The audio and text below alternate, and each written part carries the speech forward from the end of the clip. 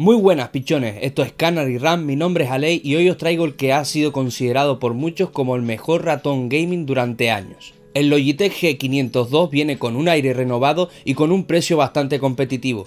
¿Pero merece la pena lo que promete? ¡Al lío!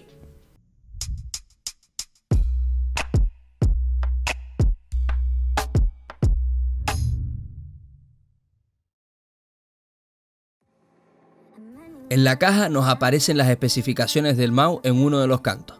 Constantemente encontramos la palabra Hero en esta caja, queriendo dejarnos claro que monta su sensor patentado tope gama.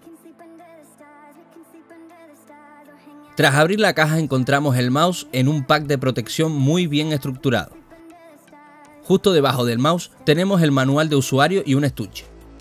Dentro de este estuche de forma hexagonal tenemos las pesas para añadir a nuestro mouse, nada diferente a la versión anterior. Si nos fijamos en el cable, este ha sido mejorado con respecto a su versión anterior. Han reforzado la malla, por lo que al tenerlo constantemente doblado no se va a deshilachar.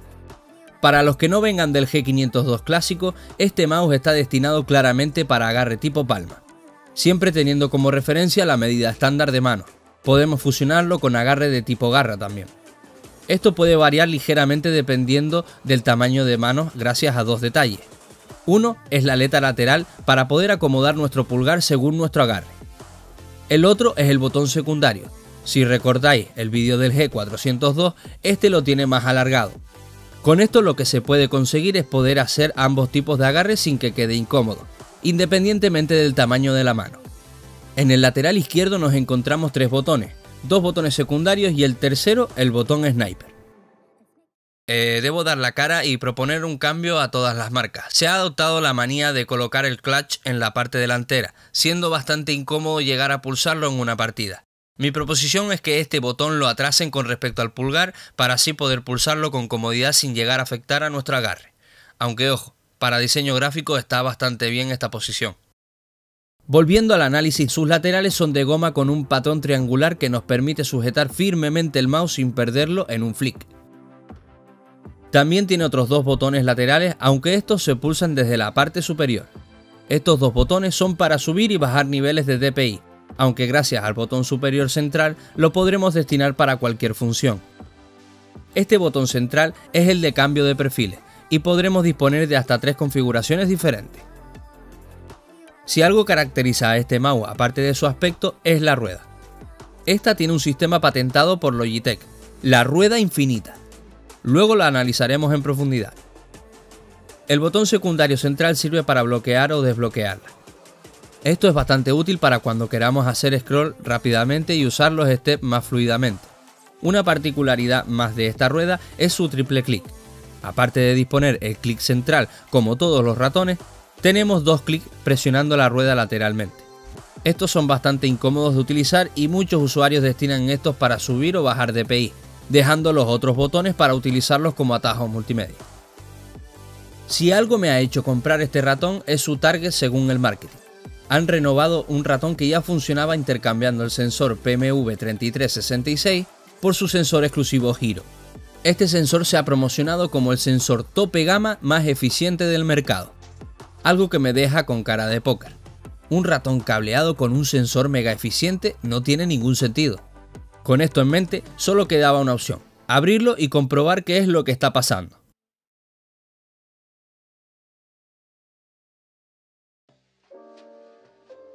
Por un lado, me ha fascinado el mecanismo que usan para toda la rueda. Sensor láser para tener esa libertad de movimiento. Mecanismo pivotante para los switches laterales. Switch capacitivo central y mecanismo de bloqueo de la rueda por steps. Ya solo la parte de la rueda merece el dinero invertido, aunque luego la valoración final no sea la esperada. Entre todos los switches on-roll encontramos el sensor Hero, la joya de la corona. Recuerdo que cuando hice la review triple donde aparece el G305 con el Hero, no era tan grande el sensor. Esto solo puede significar una cosa: destripar ambos ratones y comprobar cuál es la diferencia entre las dos versiones del sensor Hero. Como referencia y contraste también he destripado un ratón con el sensor PMV3360. Si me seguís por las redes sociales lo habréis visto. Comparando ambos sensores Hero es más que evidente la diferencia. En el inalámbrico disponemos del LED infrarrojo fuera del encapsulado del sensor. Esto, junto con un cambio en la circuitería externa, son los motivos de su bajo consumo manteniendo un alto rendimiento. Por otro lado, tras haber hecho algunas pruebas, el sensor Hero tiene un mínimo de pérdida en cuanto a performance.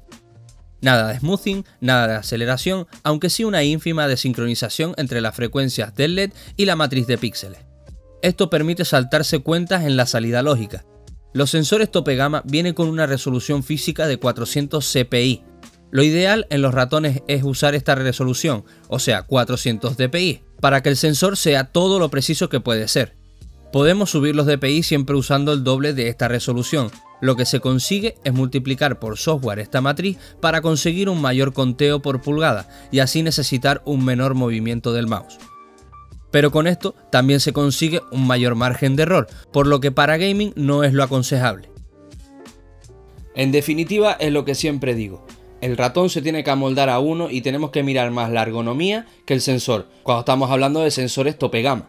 Por una parte puede resultar infinitamente cómodo para bastantes usuarios, pero para otra parte de esos usuarios es bastante incómodo por el tema de las aristas. Puestos a renovar el ratón, yo le hubiese dado unos cuantos centímetros de altura por el lado derecho para que quede más cómodo apoyar el anular y apoyar el meñique.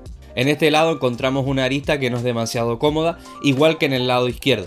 Una cosa que me encanta es la rueda. El diseño que han implementado con todo el mecanismo es brutal. Lástima que sea demasiado ruidosa y que sea bastante incómoda de usar. Donde más suele molestar es haciendo flicks en los shooters. Si hacemos un flick demasiado bestia es como si tuviéramos un sonajero en la mano, y en gaming es lo último que queremos. Teniendo en cuenta todos estos factores, no es la mejor compra este ratón, ya que está la generación anterior aún en el mercado por un mejor precio. Este lo podemos encontrar por 74,99 en Amazon.